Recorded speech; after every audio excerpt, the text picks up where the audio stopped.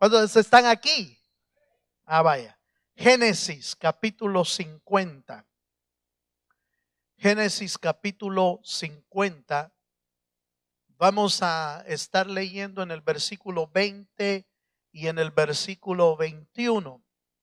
Quiero ver con usted algo que me llamó mucho la atención al ver este texto y que seguramente si usted abre su corazón, pues el Señor le va a edificar con su palabra. Génesis capítulo 50, verso 20 y 21 dice así: vosotros pensasteis mal contra mí, mas Dios lo encaminó a bien para hacer lo que vemos hoy, para mantener en vida a mucho pueblo. Ahora pues, no tengáis miedo, yo os sustentaré a vosotros y a vuestros hijos. Así los consoló y les habló al corazón. Dejémoslo hasta ahí. Este texto es el capítulo donde Jacob, el padre de los 12, de las 12 tribus, de las cabezas de los 12 tribus, acaba de fallecer. Están en Egipto, en Gosén en realidad, y José todavía está en una posición alta en Egipto.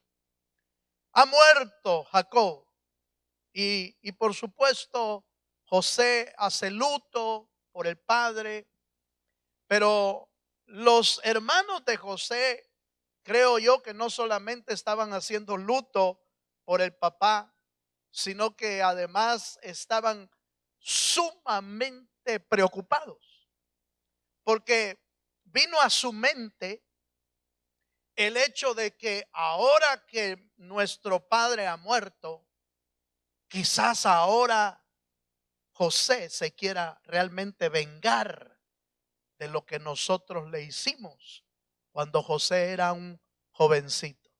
¿Usted recuerda lo que había pasado con José? José fue aborrecido por sus hermanos, José fue vendido por sus hermanos, fue maltratado, no le podían hablar con bondad, siempre le hablaban ásperamente y hasta apodo le habían puesto el soñador y lo criticaban, hablaban mal de él. Y por último, ya no aguantando, hermano, el ardor en el corazón de lo que sentían contra su hermano, lo vendieron y lo dieron por muerto. Eso fue la noticia que le llevaron al padre. No era para menos que la primera vez que se encontraron con José, no era para menos que pensaran que José los iba a matar. Pero no, Dios había tratado con el corazón de José, o trató en ese momento con el corazón de José, y José les dijo: no, no se preocupen. Quizás Dios hizo todo esto para preservación de vida. Pero pasaron los años, este es mi punto. Pasaron los años. Jacob fue a vivir a Egipto con todos sus hijos y le dieron una tierra especial, la tierra de Gosén. Y ahí se quedaron viviendo. Ahora que muere Jacob, parece ser que ellos siempre tenían la angustia. Es que fíjese, hermano, que cuando uno ha pecado, lo sigue la angustia por mucho tiempo. Aunque ya lo hayan perdonado a veces. Ya lo había perdonado José en realidad a todos sus hermanos. Pero ellos todavía sentían culpa. Oiga esto, todavía sentían culpa. Por eso, cuando su padre murió, lo primero que le fueron a decir a José fue: nuestro padre dejó dicho. Eso usted lo lee en el capítulo 50 cuando está en casa. Ahorita no. Aleluya. Y le dice, nuestro padre dijo antes de morir que nos perdonaras, que tenías que perdonar. No sabemos, eso no lo sabemos, si era cierto. que Jacob se los había dicho, o simple y sencillamente querían matar su chucho a tiempo. Aleluya. Ya muerto Jacob, el padre, dijeron de plano, José se va a irar, se va a recordar de lo que le hicimos y ya no está mi papá para que nos defienda. Hoy sí nos mata. Pero no, José había sido muy bien tratado por el Señor y les dijo, no se preocupen, es el texto que acabamos de leer. Esa es la historia de lo que acabamos de leer. Ustedes pensaron mal contra mí, mas Dios lo encaminó a bien, para hacer lo que vemos hoy, para mantener en vida a mucho pueblo. Ahora pues, les dijo José, no tengáis miedo, yo os sustentaré a vosotros y a vuestros hijos. Y esta parte es la que me interesa. Leyendo esto y viendo un comentario de este texto, encontré un término que me recordó algo que había estudiado hace mucho tiempo. La providencia de Dios, la soberanía de Dios. Como Dios usa todo lo que pasa en nuestra vida para hacernos bien y para bendecirnos. Yo no sé si usted ha oído ese término en alguna ocasión, la providencia de Dios. Quizás oímos aquel término, la divina providencia. Era una cosita que se colgaba en las casas. Pero la providencia de Dios es un término teológico. No aparece ese término en la Biblia, pero es un término teológico que trata de hablar de la soberanía de Dios, de la supervisión de Dios y el conjunto de acciones que Dios hace en nuestra ayuda y para ejecutar su plan. En otras palabras, Dios hace lo que tiene que hacer para ejecutar su plan. ¿Cuántos dicen amén? ¿Cuántos me están entendiendo? Y entonces ahora entiendo que José, al decir a los hermanos, miren, ustedes me quisieron hacer mal, pero Dios lo encaminó para mi bien. Ojo con esto. Cuando usted y yo entendemos la providencia de Dios, cuando usted y yo entendemos la soberanía de Dios, vamos a entender que no importa lo que pase a nuestro alrededor, todas las cosas ayudan para bien a los que aman al Señor. Dele un aplauso al Dios de los cielos. ¿Cuántos dan gloria a Dios, hermano? Y entonces me puse a buscar cómo es que Dios actúa en esa providencia. ¿Qué tipo de acciones hace Dios en pro de bendecirnos? En pro de que se cumpla el plan de Dios. Usted y yo podemos entender esta parte. El plan de Dios se va a llevar a cabo siempre. ¿Cuántos dicen amén? Aunque el diablo se meta, aunque los demonios se quieran meter, aunque los espíritus quieran destruirnos, Dios va a llevar a cabo su plan. El plan de Dios no lo puede detener nadie. Y eso es porque Dios es soberano. Porque la provisión de Dios, la providencia de Dios siempre actúa en pro de sus hijos y en pro de su plan. Eso es en pocas palabras lo que es la providencia de Dios. Ahora, ¿por qué tenemos que entender esa providencia? Porque si no la entendemos, hermano, ahí es donde desviamos nuestro corazón, nuestra fe se derrite, nuestra fe decae por no entender esta providencia. Caemos en frustraciones, caemos en depresiones, caemos inclusive en murmuración contra Dios. Cuando declaramos, yo creo que Dios se olvidó de mí y quizás Dios no tiene control. Ojo con esto, la providencia de Dios significa que Dios tiene control sobre todas las cosas. ¿Cuántos dicen amén? Ahora, si usted y yo entendemos esto de la providencia, hermano, nuestro camino va a ser más fácil. Si usted y yo entendemos la providencia de Dios, hermano, nuestro camino va a ser más sencillo. Por eso es importante. Y ahora yo veo a un José, ya voy a entrar a las acciones que Dios hace en su providencia, pero ahora entiendo cómo José pudo perdonar a sus hermanos porque entendió la providencia de Dios. Y después de años, aunque sus hermanos todavía se sentían culpables, y después de años, cuando su padre muere, no usó eso como para vengarse, sino que había entendido con claridad que Dios había tenido un propósito en todo lo que había acontecido en su vida. Déjeme hacerle una pregunta. ¿Usted ha entendido que Dios tiene un propósito en todo lo que Dios hace en su vida? Hello, hermano. Porque si no ha entendido eso, entonces usted va a estar chocando contra la voluntad de Dios. Va a estar chocando contra la frustración. Va a estar chocando contra la falta de fe. Va a estar chocando con la duda. Va a estar chocando con muchas cosas. Pero al entender esto, usted y yo vamos a tener un camino más sencillo, más agradable para nuestra vida. Déjeme mostrarle algo. Acompáñeme a Nehemías capítulo 9 verso 6. En primer lugar, vamos a ver cómo, por ejemplo, la providencia de Dios preserva, por ejemplo, todo lo que Dios ha creado. Fíjese que esta palabra providencia, al buscar su significado, significa ver con anticipación algo. Eso es providencia. Ver con anticipación algo. Y como ¿cuántos saben que Dios es omnisciente? La Biblia dice que Dios es omnisciente, es decir, nadie, hermano, conoce todo sino solo Dios. Dios es el que conoce todo.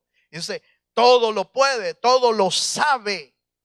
Y como Él todo lo sabe, se anticipa a lo que va a suceder y Él ejecuta acciones en pro de nuestra bendición y en pro de su plan.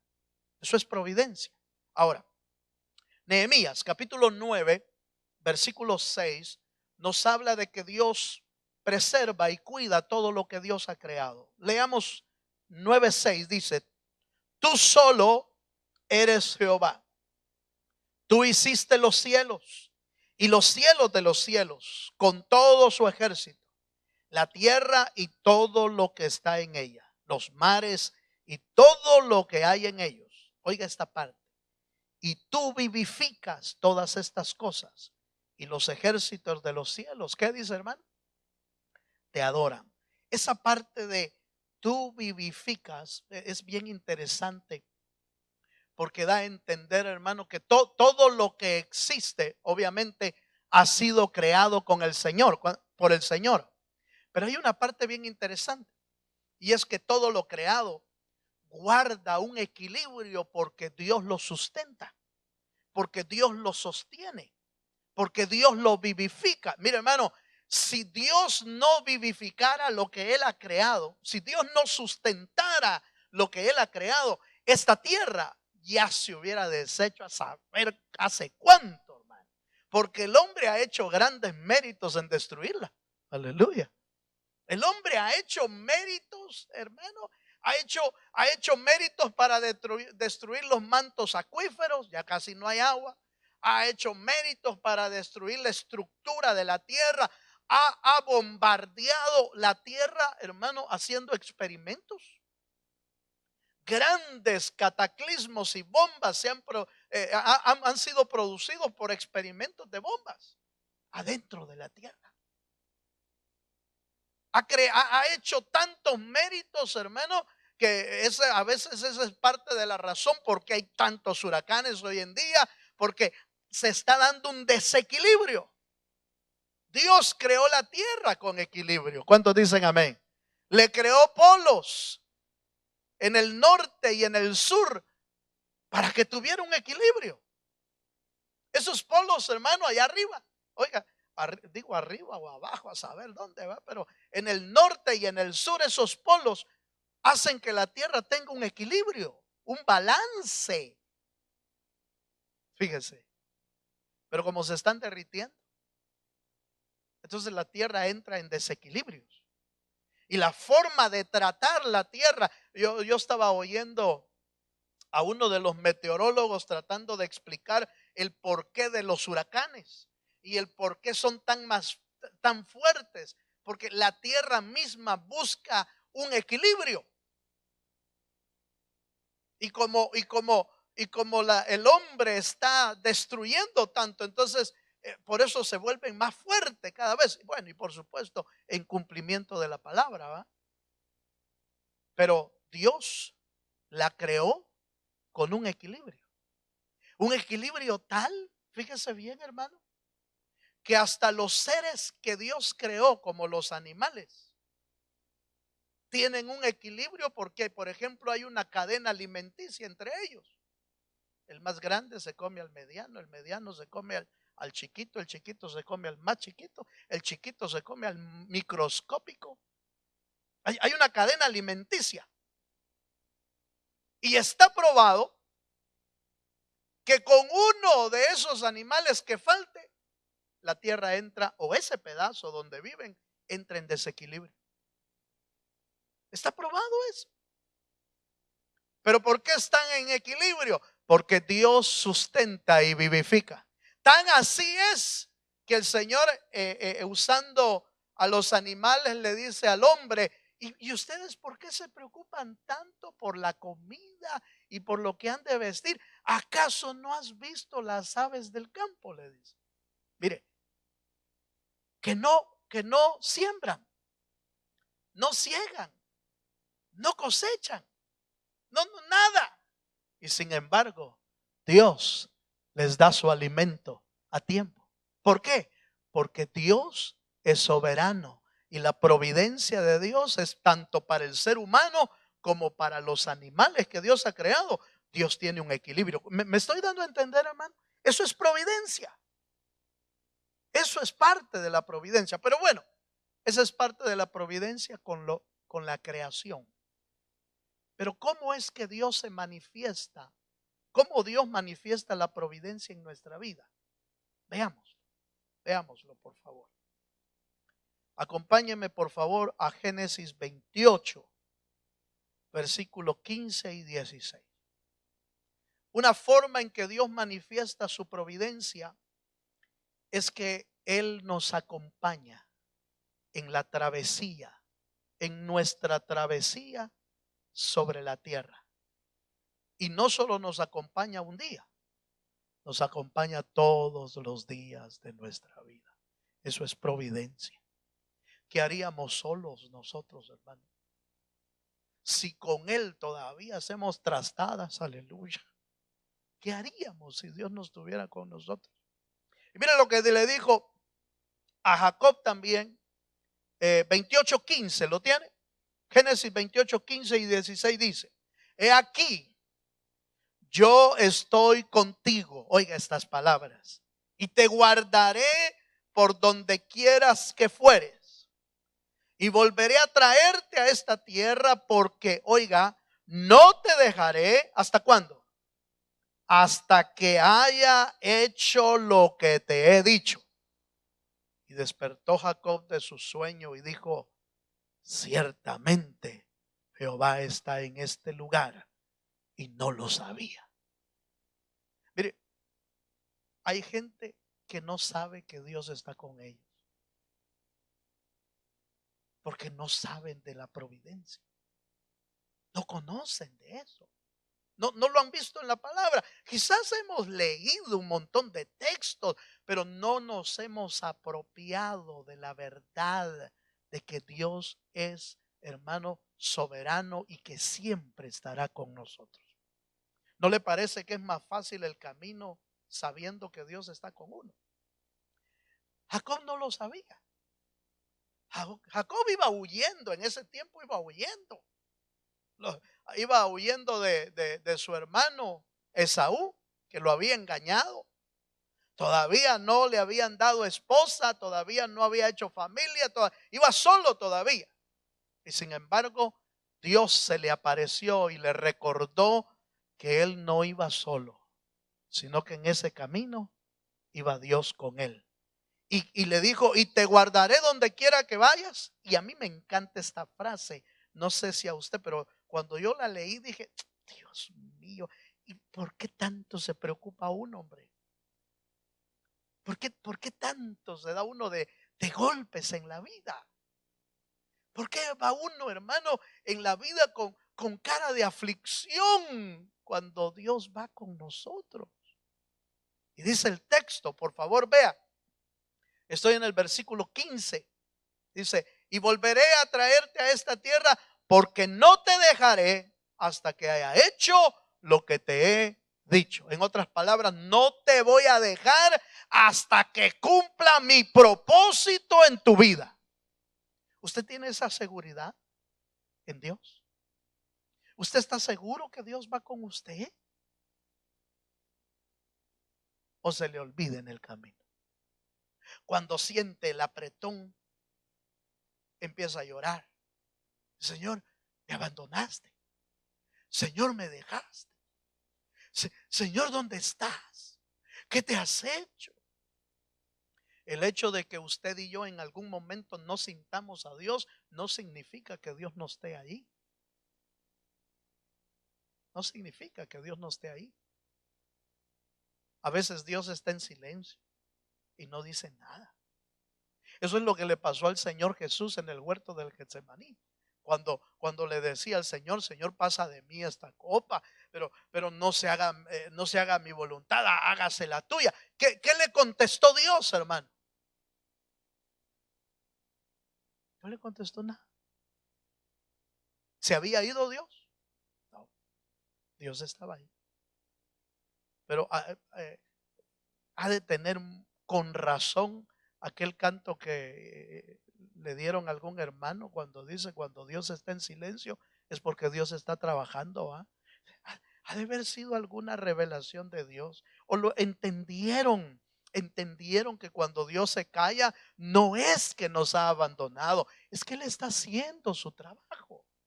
El trabajo de sostenernos, el trabajo de acompañarnos, el trabajo de él ya está viendo más adelante por su providencia. Él está viendo más adelante y ya está accionando para que allá en el otro tiempo, más adelante, Dios cumpla su propósito en nuestra vida. ¿Cuántos me están entendiendo? Yo deseo que usted me pueda entender esto, hermano, porque se le va a hacer más fácil el camino. Entonces empieza uno a tronar los dedos, se empieza a jalar el pelo, se empieza a morder. Fíjese que hace tiempo, ya no me ha pasado, gracias al Señor.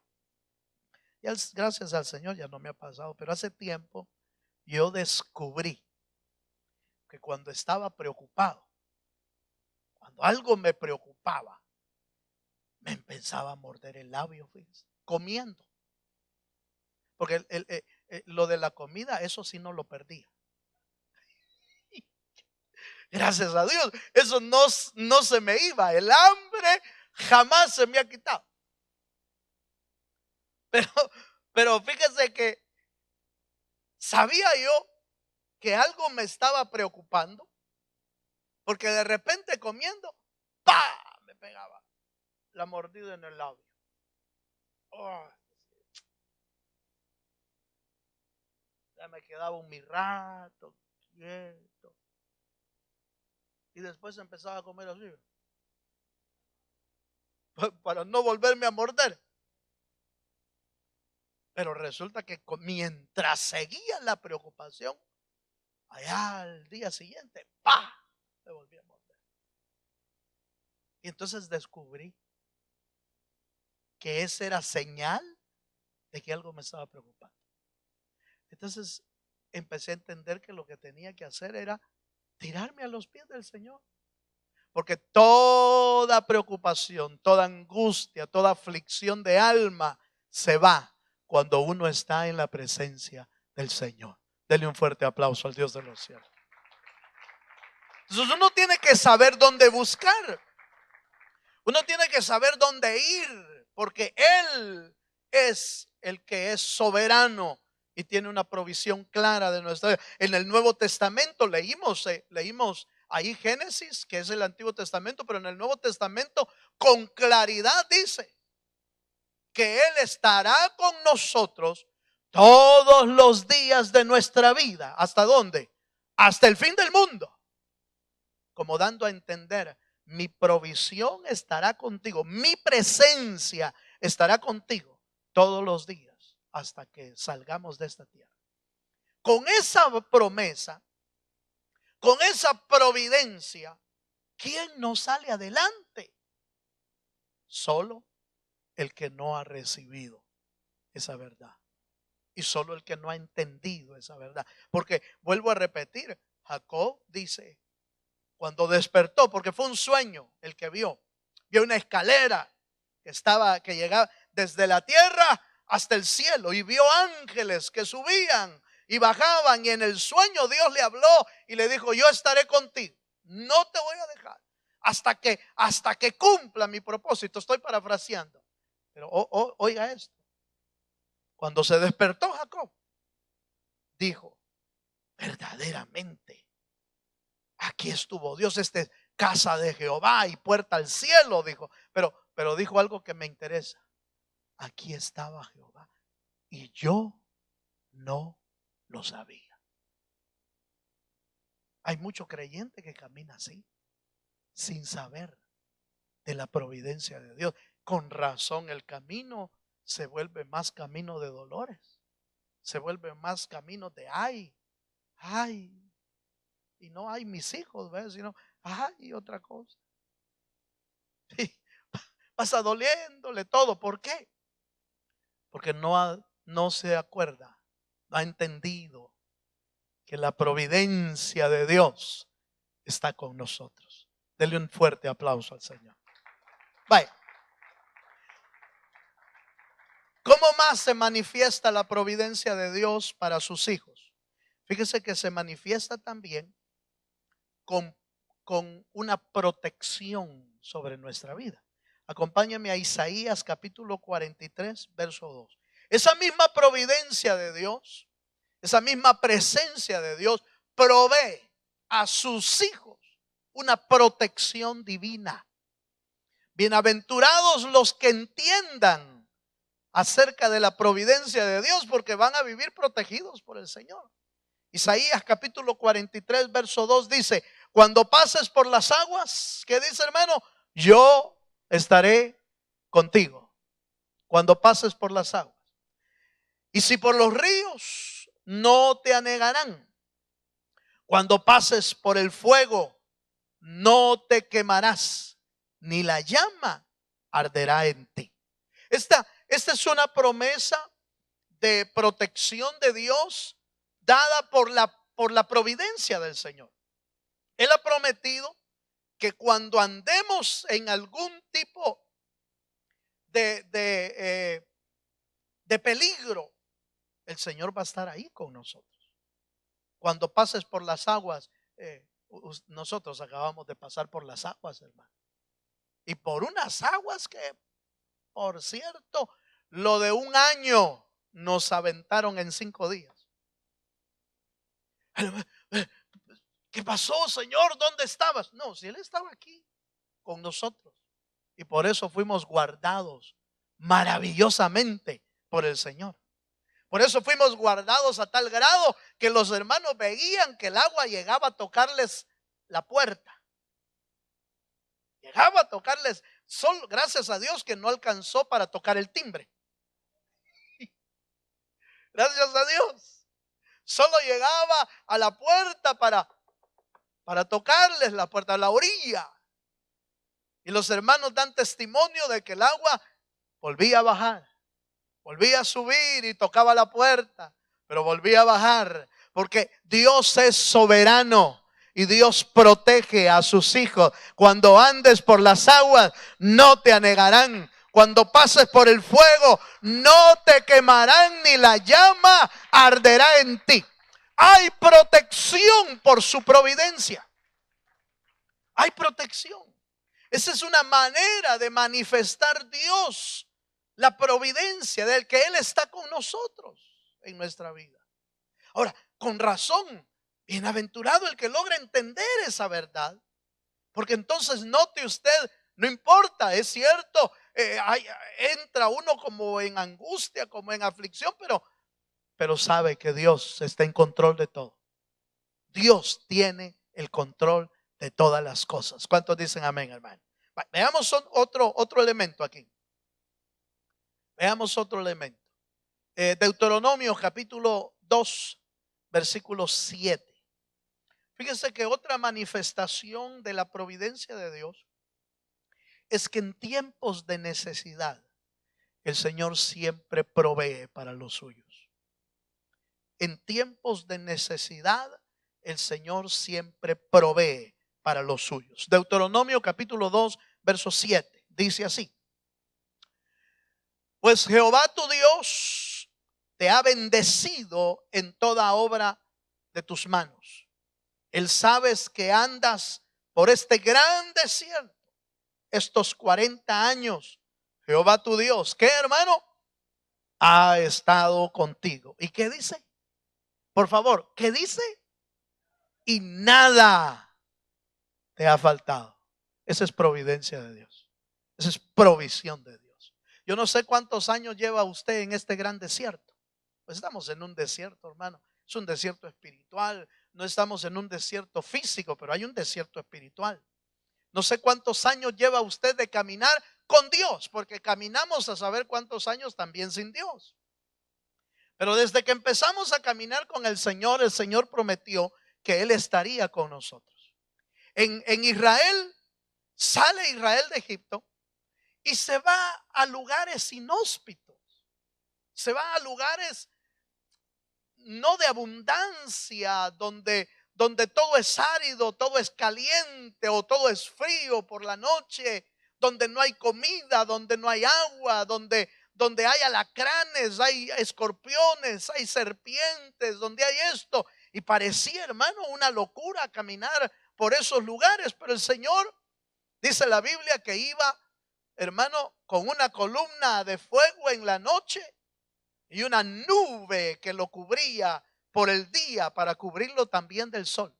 Pero a mí me impresiona este texto, porque yo creo, no sé usted qué dirá, pero ¿cuántos creen que Dios siempre cumple su palabra?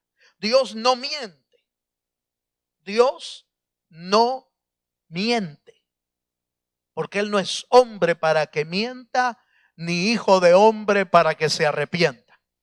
El texto dice con toda claridad que anduvo 40 años Israel en el desierto y Jehová tu Dios ha estado contigo y nada te ha faltado. ¿Estará mintiendo Dios? Porque yo le aseguro que si le hubiéramos preguntado a un israelita en el desierto, como murmuraron todo el tiempo, ¿va? Esos murmuraron todo el tiempo. ¿Cuál cree usted que hubiese sido la respuesta? Hubiera sido esta. Yo le aseguro que aquellos hubieran dicho, aquí no teníamos melones, no teníamos ajos, no teníamos cebollas, porque esa es la comida de allá de Egipto. Ni sepulcros teníamos aquí. A nosotros sí nos faltó de todo.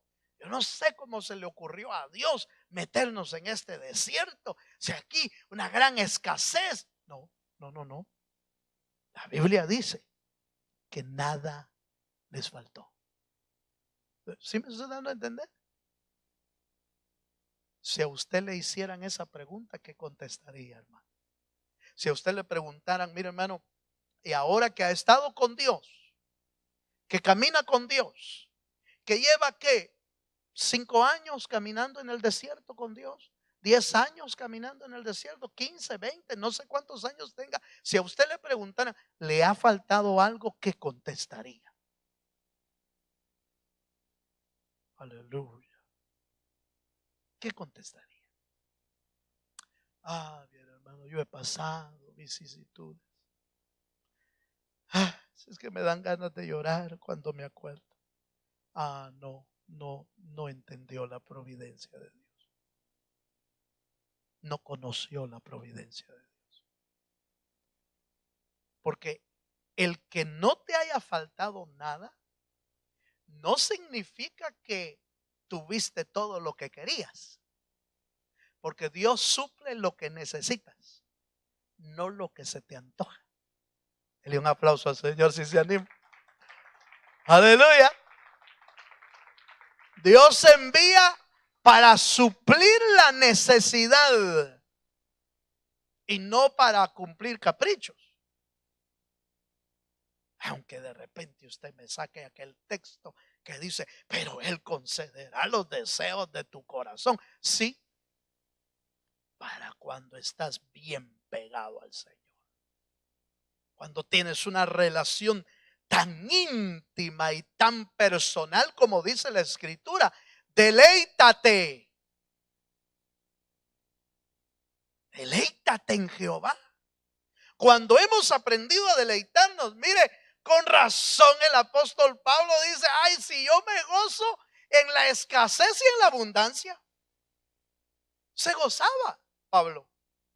Porque Pablo no se gozaba por lo que tenía.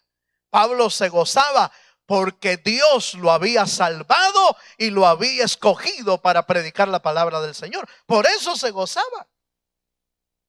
Se gozaba tanto que hasta cuando le pegaban se gozaba. Fíjese usted. Se gozaba tanto que hasta cuando lo apedreaban se gozaba. Se gozaba cuando lo latigaban. ¿Por qué? Porque les habían tenido por dignos de sufrir por causa del Señor. Esos son los que se deleitan en Jehová. Y entonces les cumplen los deseos del corazón. Pero mire esto. 40 años había caminado Israel en el desierto y no les faltó nada. ¿Te ha faltado algo a ti, hermano? Déjeme hacerle la pregunta bien. ¿Le ha faltado algo? ¿A quiénes le ha faltado algo? Levanten la mano. Aleluya. ¿A quiénes les ha suplido Dios su necesidad? Levanten la mano. A los que le ha suplido su necesidad. Ah, vaya, qué bueno. Qué bueno. Qué alegre. Yo he sido suplido por Dios de toda necesidad. Y me alegraba lo que el hermano Paolo compartía en uno de los estudios. Decía, a veces uno hasta se puede afligir cuando de repente dice, ¿y será que vamos a poder pagar lo de la iglesia? ¿O vamos a poder pagar? Hoy como que no vinieron todos los hermanos, dice uno. Y a saber si la ofrenda no nos va a alcanzar para los pagos. El hermano Paolo decía, pero de luego me recordaba que el que sostiene la obra es Dios. Si Dios sostiene la obra, siempre hay para pagar. Porque eso es providencia de Dios. Eso es providencia. Dios provee para los suyos y siempre hay para los que son de Él. ¿Cuántos dicen amén, hermano? Entonces nosotros necesitamos entender ese tipo de providencia. Uno más. Y con este voy a ir terminando. Génesis capítulo 45. Perdón, es Filipenses. Filipenses capítulo 1, verso 12 y 13. Ya vimos que Dios muestra su providencia en la creación, acompañándonos durante todo el camino. Nos provee protección divina en los momentos de peligro. Suple nuestras necesidades. Pero oiga este pasaje. Filipenses capítulo 1, versículos 12 y 14. Dice así. Quiero que sepáis, hermanos, que las cosas que me han sucedido han redundado más bien para el progreso del evangelio. De tal manera que mis prisiones se han hecho patentes en Cristo en todo el pretorio y a todos los demás. Y la mayoría de los hermanos, cobrando ánimo en el Señor con mis prisiones, se atreven mucho más a hablar la palabra sin temor. Fíjese que el último ejemplo, la última acción de la providencia, no que sean solo estos, hay muchos ejemplos, hermanos, de la providencia de Dios. Pero fíjese, hermano, que aún lo que nos parece a nosotros malo, acciones malas, por ejemplo, la de José, sus propios hermanos lo habían vendido. Era una acción terrible. Lo habían vendido, llegó a estar preso, fue como una vida de calamidad. Sin embargo, José entendió que en todo eso Dios estaba ahí y que había usado eso para su bien. Ahora el apóstol Pablo dice, hermanos, todo lo que me ha sucedido, mis prisiones, mis calabozos, mis latigazos, toda esta situación de estar preso, lo único que ha servido es para el progreso del evangelio. Pablo entendió que aún lo que nosotros consideramos que es malo lo que nos está pasando, Dios lo torna para nuestro bien y para nuestra bendición. Solo los que conocen eso entienden, hermano, y pueden decir, Señor, hasta la cárcel me va a servir para bien. Aleluya. Hasta los hospitales nos va a servir para bien. Señor, hasta el accidente que tuve me va a servir para bien. Señor, hasta el problema que tuve en el trabajo, como que no me gustó eso de que me quitaron del trabajo. Hasta eso va a servir para bien. Porque Dios es soberano y su providencia actúa en los que le aman. ¿Cuántos dicen amén, hermano? ¿Qué cosas te han acontecido? ¿Qué cosas te han pasado que tú las consideras como malas? ¿Qué cosas te podrían haber pasado? Ay, hermano, fíjese que el accidente que tuve, el problema que tuve allá, el bill del hospital, aleluya.